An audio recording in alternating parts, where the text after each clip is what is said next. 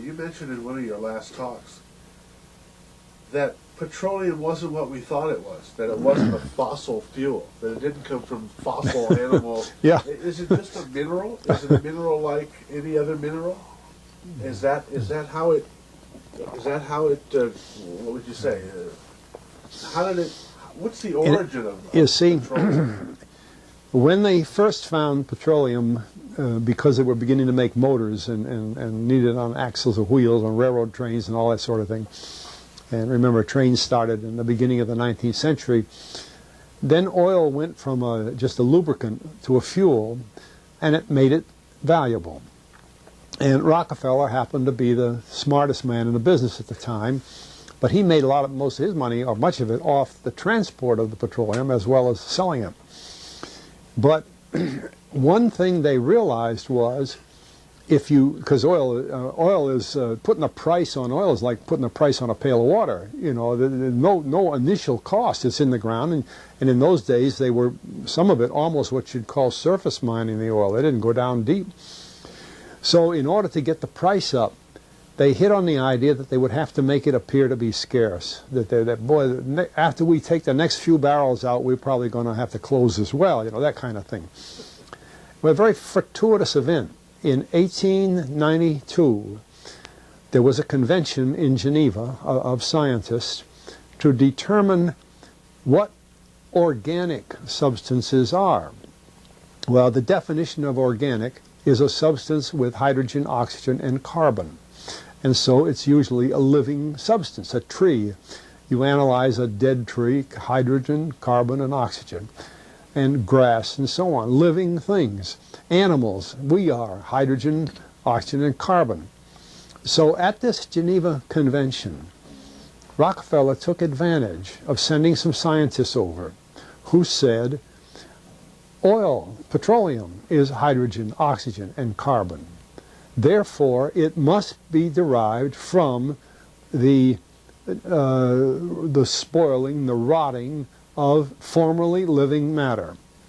And playing the game properly, when this scientific convention was over, they defined oil as the residue from formerly living matter. Well, that makes it a fossil fuel. I don't know why they decided to use the word fossil, but it says formerly living matter, it's fossil. Well, of course, today, and another thing we should know is that there has never been a fossil, a real fossil, found below 16,000 feet. And you can't argue at 16,000 there's a level line, because someplace the ground sinks and so on. But 16 is what the scientists say, 16,000. We mine oil, or we drill for oil, at 30,000, 33,000, 28,000 every day of the week. So right there we rule it out that it isn't fossil fuel. It's called fossil fuel for the minds of the public to feel that it is an asset that is running out, being depleted. We talk about depletion allowance, which is a lot of, you know. And actually, if you know the world's oil supply, you know that it is not going to run out for an awfully long time. It is the second most prevalent liquid on Earth. And we haven't begun to dig.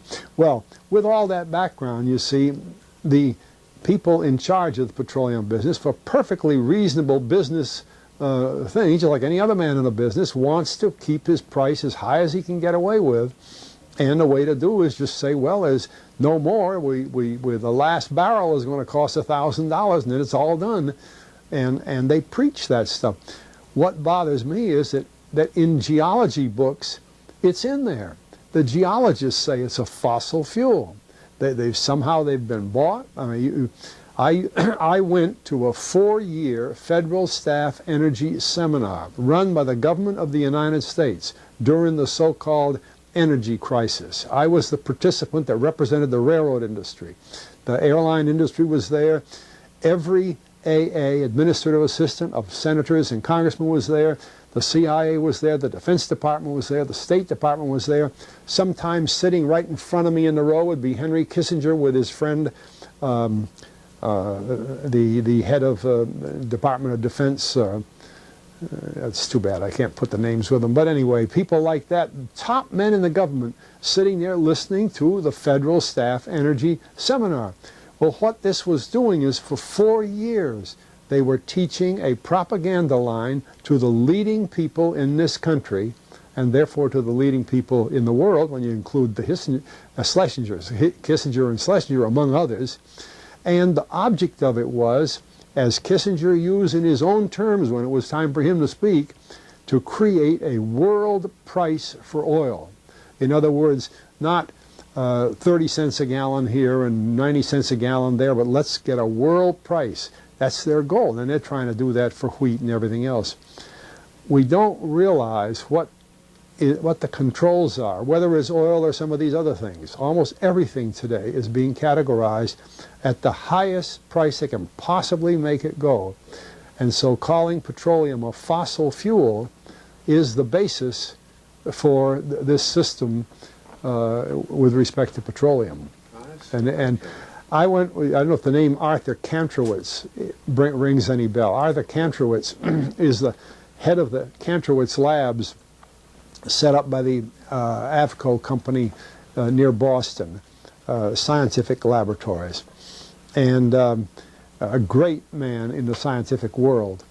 And Kantrowitz and I were sitting at a table at this seminar once, and the table happened to be all young college grad, PhD geologists.